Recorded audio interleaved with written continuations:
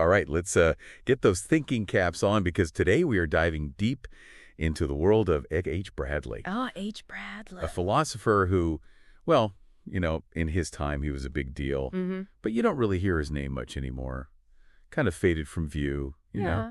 So we're going to use the Stanford Encyclopedia of Philosophy. Oh, excellent resource. It really is. It's a great starting point to understand. Yeah. It's about any philosophical topic. Yeah. So consider this deep dives, like a cheat sheet or a shortcut to, well, who was Bradley? What was he all about? Why was he so influential? Right. And do his ideas, still have any weight in the 21st century? I mean, Well, that's the question, isn't it? I mean, it is. what's so interesting about Bradley is that he was the British philosopher, of his time, Mhm. but his reputation really took a nosedive after he died, Really? And it makes you wonder, what happened, what changed in philosophy that kind of led to this Yeah, that's a big shift. really dramatic shift in his in how people saw him. Yeah. So before we get into the, really complex stuff, Yeah. can we just get a picture of who Bradley was as a person? Oh, sure. Like paint a picture for us. Yeah, so picture Oxford in the late 1800s, and you've got this brilliant but very reclusive scholar who, well, he kind of shuns the limelight, much prefers the company of his ideas. Hmm. This was Bradley. He was born in 1846, spent most of his life at Oxford, and died there in 1924. Okay. Came from a family of high achievers, but he was known for being a bit of an eccentric. Avoided public appearances, and get this, What? he actually took aim at the college cats with his shotgun. He shot at cats. He did. He shot at cats. Oh, my gosh. Okay, well, we have to go back to that. Yeah, We have to know yeah. more about that. But first, you said he was super influential in his time. Oh, yeah. Like he was a rock star of philosophy. He was. In Britain at that time, idealism was a major force, and Bradley was like the leading figure of Okay. this movement. All right, so what was it about his ideas? What was so captivating about his youth? Well, for one thing, he introduced new ideas, like from continental philosophers, people like Kant and Hegel. Those Oh, were okay. pretty radical ideas at the time in British philosophy. Yeah. So it was really a breath of fresh air. So he kind of shook things up a little bit? He did. He really revitalized the philosophical scene. And he was offering these new ways of thinking Okay. about some really fundamental issues. Okay, so like a philosophical trendsetter in a way, bringing those European influences in. But then you said his star faded. Like, what happened? Yeah. What led to that? Well, it's kind of a complex story. There are a lot of factors, that contributed to it. Like what? So you had the decline of British imperialism, which, well, some idealists like Bradley had actually supported. Okay. So there was a bit of, backlash against those ideas. Right. And then you have the rise of analytic philosophy with figures like Bertrand Russell and G.E. Moore, Yeah. who, well, they directly challenged a lot of Bradley's core ideas. Okay. And then on top of that, you have logical positivism coming along. And, well, they basically dismissed metaphysics. That's a key area of Bradley's work as completely meaningless. Wow, so kind of a rough time to be Oh, yeah. a metaphysician. Yeah. It sounded like a perfect storm brewing against Bradley's ideas. Right, right. But, okay, so you mentioned that there's been a bit of a resurgence, a renewed interest in his work. Yeah. Like, why is that? Why are modern philosophers going back and looking at this guy whose ideas, were supposedly so outdated? I think one reason is, well, as philosophers go deeper into the history of their discipline, they realize that figures like Bradley, even if they, ultimately disagree with them, Right. they were still grappling with important questions, Yeah. that still resonate today. And, understanding the trajectory of philosophical thought Right. helps us understand where we are now Right. and maybe where we're going. Yeah, makes sense. Yeah. So, okay, let's dive into the heart of Bradley's work. All right. Like, what were the big questions that he was obsessed with? Yeah, well, What were the main areas of philosophy that he focused on? he really wasn't a one-trick pony. Okay. He delved into a bunch of areas like history and ethics, Mm. logic, and of course, his most famous area, metaphysics. Right. So let's start with his early work on the philosophy of history. Okay. This actually ended up influencing another prominent philosopher, R.G. Collingwood. Oh, wow. And in this work, Bradley, he really focuses on the limitations of historical knowledge. Limitations of historical knowledge. That sounds kind of relevant Well, yeah, to today, especially today. fake news and all this kind of. Right, exactly. It raises all sorts of questions about how we know what we know. How do we determine what's reliable information? Yeah. What's the role of interpretation? Right, right. And how do we, piece together the past Right. when, it's inherently challenging to really know for sure. Oh, so Bradley was already wrestling with those issues back then. He was. Wow. So, okay, what about ethics? Where did he stand on questions of, morality and all of that? Well, his main ethical work, it's called Ethical Studies. Okay. And in it, he examines and critiques various moral theories like hedonism, Kantian ethics. He kind of dissects their assumptions, exposes their flaws and contradictions. And he also introduces this concept of the concrete universal. Concrete universal. Yeah. Sounds like something you'd find at Home Depot, I know. What's the philosophical meaning behind that? It's a tricky one. It's basically about how a singular thing, like, a specific person, can also embody a universal concept. Okay. So it's kind of about this idea that you can be a unique individual, but also represent something larger, something universal about being human. Oh, I see. Yeah. Okay. So where did Bradley ultimately land on morality then? Well, in the end, he argued that, morality, as it's traditionally understood, Yeah. is actually full of contradictions. Okay. And he even suggested that religion might offer a way out of these moral dilemmas. Oh, interesting. But that's a conversation for another time. Yeah, we'll put a pin in that one. Okay, so history, ethics, and he also explored logic, Yeah, right? yes. Was he a big fan of logic? Well, his major work on logic is called The Principles of Logic. Okay. And it's fascinating because it was actually published the same year as Gottlob Frege's groundbreaking work, Oh, wow. which really, pushed formal logic to the forefront. Yeah. But unlike Frege, Bradley was more interested in the limitations of formal logic, and how our thinking can go astray. Oh, interesting. So instead of championing it, Right. he was looking at like, okay, what are the potential pitfalls. pitfalls? Where can this go wrong? Exactly. Yeah. He rejected the idea that, judgments are simply just combinations of ideas. Which, if you think about it, it kind of foreshadows some of the more modern critiques of, really simplistic models of the mind. Right. Like he was anticipating those arguments, like a century in advance. That's pretty amazing. It is. Yeah. But okay, if even logic has its limits, then where does that leave us That's a good question. in our quest for knowledge and truth? Right. And that's where his, perhaps most famous and definitely most controversial work comes in, Appearance and Reality. Okay. And this is where we enter the realm of metaphysics, the study The of big questions. the big questions, the fundamental nature of reality. Okay. And this is where things get really interesting. Right. I'm ready. Appearance and reality. Yes, The title itself sounds like a philosophical thriller. doesn't it? Yeah. So what was he getting at with this whole exploration? I mean, he was grappling with, some of the biggest questions humanity's ever asked. What is the world really like? What's the relationship between like what we perceive and the true nature of reality?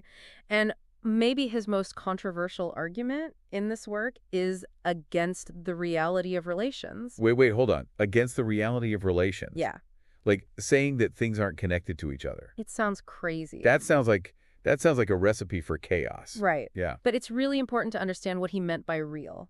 Okay. He wasn't saying that we don't, experience relationships between things. Right. What he was arguing is that those relations aren't fundamental. They're not like, independent building blocks of the universe. Okay. So he wasn't saying they don't exist. Right. But rather that they're not the ultimate foundation of reality. Yeah. Okay. I'm starting to see where he's going with this, but I can already tell this is going to require some serious mental gymnastics to wrap my head around. Thrill. Yeah.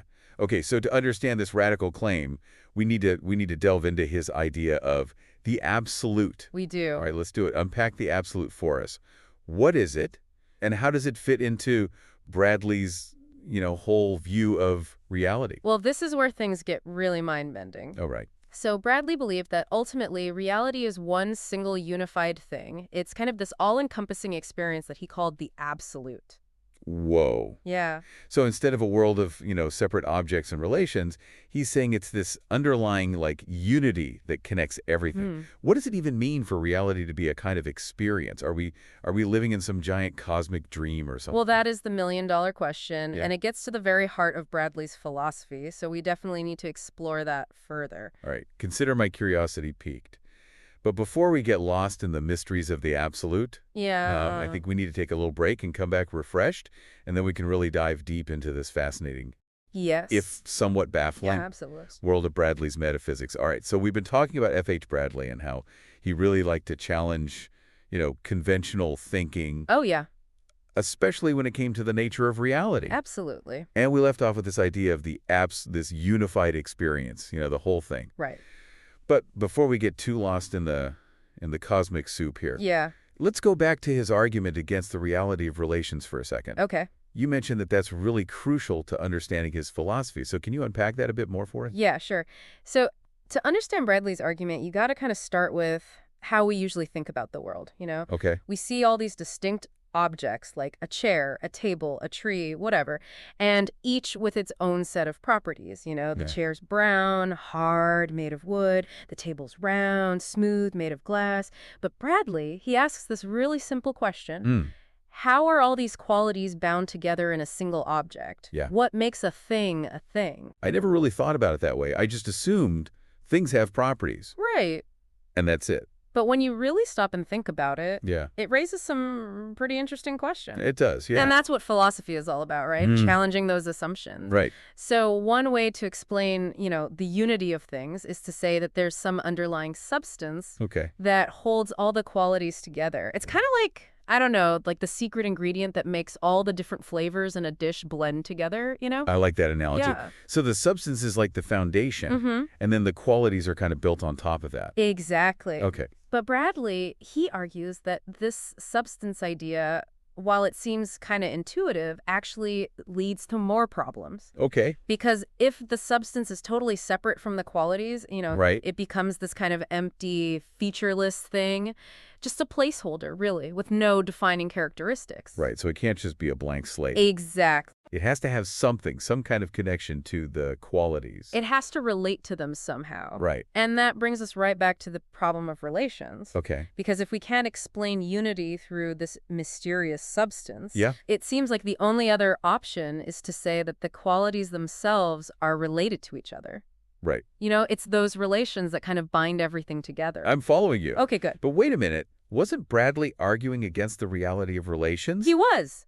Isn't that a contradiction? Well, that's the brilliant and kind of mind-boggling part of his argument. Yeah. He says, look, if relations are just as real and independent as the qualities they relate, Yeah. then you end up with a problem. You'd need another relation to connect the relation to the quality, Mhm. and then another relation to connect that relation, and so on, forever. Right, like an infinite regress. Exactly. It's like trying to build a house of cards. Okay. You just keep needing more and more cards to support the structure. And it never feels stable. It never feels stable. So we're stuck in this dilemma. We have this mysterious substance that doesn't really explain anything. Right. Or we have this infinite regress of relations. Yeah. And it just goes on forever. So Yep. Bradley says neither of these, at least how they're traditional understood, can really explain the unity of things. Okay. And he proposes this radical solution Okay. that both qualities and relations are grounded in something more fundamental. All right. Something he calls the absolute. So the absolute, again, it's like the glue In a way, that yeah. holds everything together. But it's not like the, just static glue. It's more like a dynamic process of experience. Okay. Think of it like this. Everything that exists, relations, qualities, all of it, Yeah. exists within this all-encompassing experience. It's this unified flow of reality. They're not, separate things just bumping into each other. They're all aspects of this single interconnected whole. So instead of thinking the world as like, separate objects, we should think of it as, I don't know, like a tapestry. Yes. Woven from the threads of this underlying unity. It's a beautiful way to put it. Yeah. Yeah. And this shift in perspective, it really has some pretty profound implications. Like what? Well, for one thing, it challenges that classic philosophical distinction between subject and object. The knower and the known. Exactly. Yeah. That distinction has been kind of a cornerstone of Western philosophy for centuries. Right. And it's led to, endless debates about how we can ever really know anything about the world outside our own minds. Yeah. Yeah. But Bradley's monism, this belief in the underlying unity, Right. it really shakes up that whole framework. So if everything is ultimately part of this absolute experience, this unity, Mm-hmm. then there isn't really a hard line Not really, no. between the knower and the known. Right. They're both just, they're aspects of the same underlying reality, like two sides of the same coin. Oh, I see. So knowledge isn't about, bridging this unbridgeable gap between mind and world. Right. It's more about recognizing our interconnectedness with reality, Hmm. our participation in the flow of the absolute. That's a very different way of thinking about knowledge. It is. Yeah. It makes me think of that quote by the physicist, John Wheeler. He said, "We are not only observers, we are participators.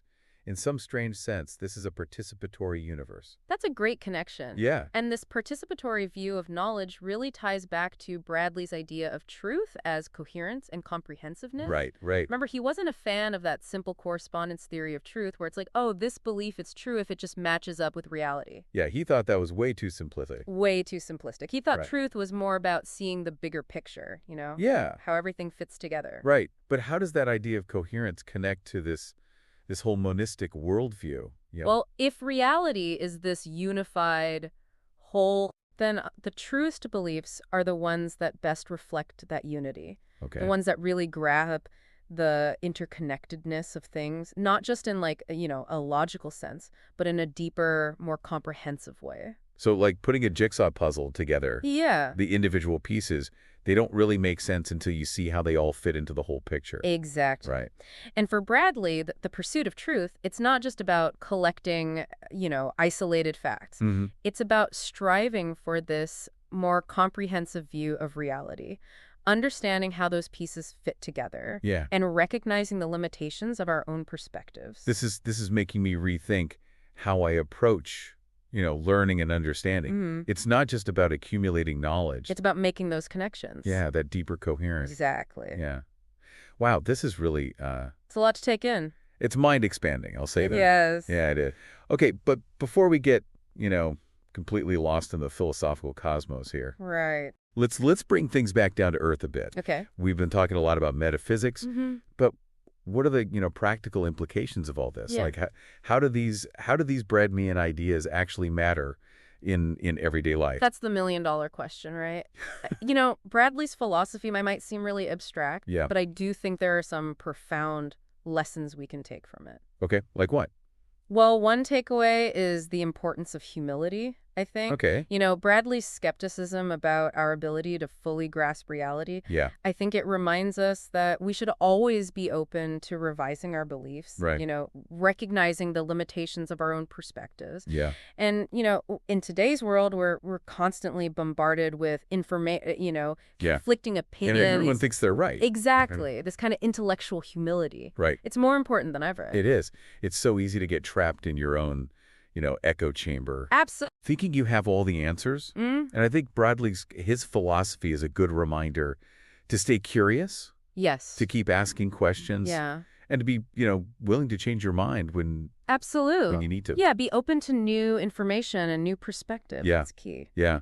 And another key takeaway is that interconnectedness of things, right? Okay. Like Bradley's emphasis on the unity of reality Right. challenges us to, see beyond those artificial divisions and separations, right? Mhm. Whether it's, different areas of knowledge or different cultures, Yeah. or even between, us and the natural world. Yeah, it's all connected. Yeah, and he encourages us to find those underlying connections, those threads that kind of weave together the tapestry of existence, Yeah. I love that. That's a great image. It is a powerful message. It is. And it really resonates with me Yeah. because it makes you realize that we're not just these isolated individuals, but we're part of something much, much grander. We are. Yeah.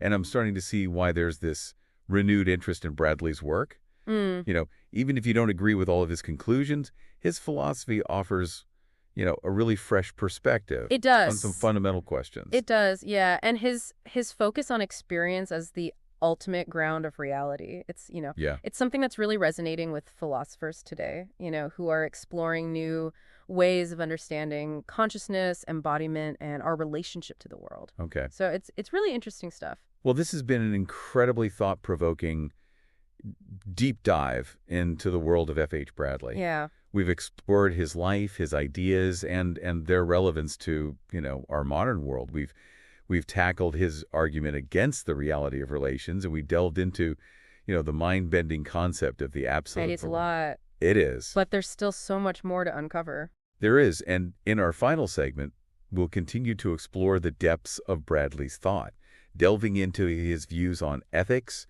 religion, and the nature of the self.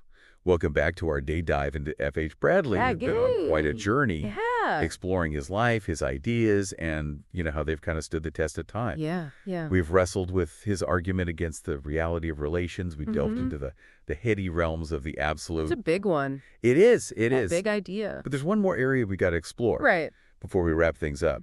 His views on ethics and the self. We touched on it earlier, his critique of traditional moral theories.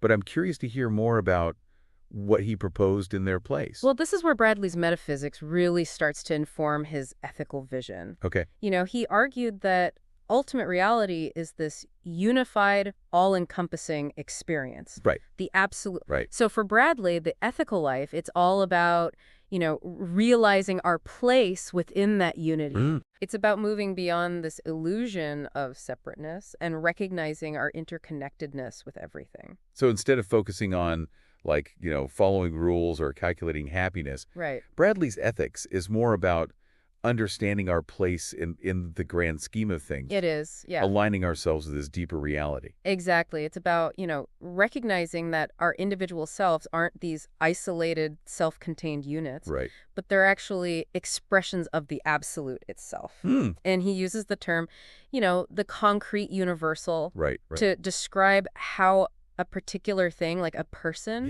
can embody a universal concept. Right. Okay. So in Bradley's view, ethical development is about, realizing this more profound self, Yes. this connection to the absolute that kind of transcends our limited egocentric perspective. Exactly. It's about, moving beyond just self-interest Right. and recognizing the inherent value and interconnectedness of everything. It's about understanding that, our actions have these ripple effects to go way beyond our immediate sphere. That's a powerful idea. It's not just about personal choices then. No. It's about our relationship with the larger whole. It sounds almost like, I don't know, like a spiritual journey. It does have that element to it, a Yeah. process of, expanding our awareness to encompass this wider reality. And, speaking of spirituality, where did Bradley stand on religion?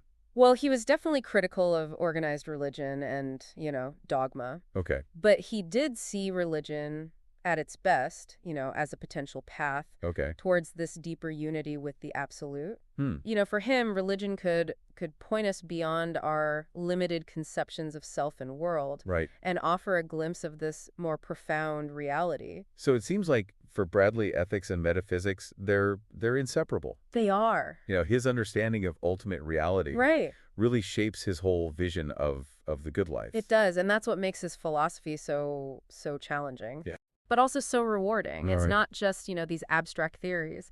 It's really an invitation to see the world differently, Yeah. to live our lives in a way that reflects this deeper understanding of who we are and where we belong. Okay. So after this deep dive into Bradley, what would you say is the most important takeaway for our listeners? That's a good question. Why should we care about this philosopher who's kind of been neglected? Well, I think Bradley offers us, a powerful antidote to the fragmentation Right. and alienation that we see, in so much of modern life. Yeah. His focus on unity, interconnectedness, and the limits of our individual perspectives Yeah.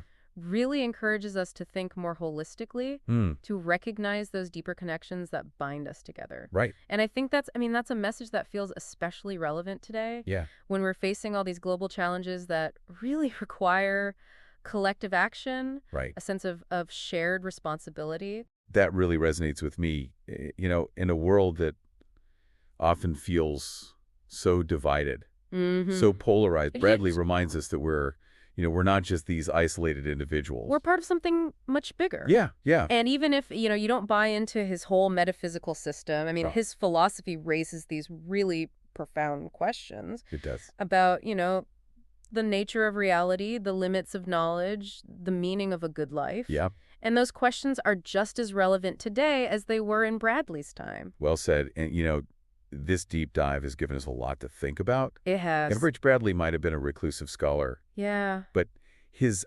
ideas, they really have the power to challenge our assumptions, they do. inspire us to see the world with fresh eyes. Yeah. He reminds us to question, to explore, Mm. and to seek this more Yeah, unified, yeah. harmonious understanding Yeah, enduring. of ourselves and the universe we Yeah. inhabit. I think, maybe that's Bradley's most enduring legacy. This invitation to embark on this lifelong journey of philosophical inquiry. Right. It's a continuous process of, questioning, Yeah. exploring, expanding our horizons. Yeah. It's a journey that takes us, beyond the limits of our own minds into the heart of the mystery that we call reality. That's beautiful. I love that. Well, thank you for joining us on this deep dive into the mind of F.H. Bradley. We encourage you to explore his work and see what insights you might uncover for yourselves. And until next time, keep questioning, keep exploring, and keep diving deep into the world of ideas.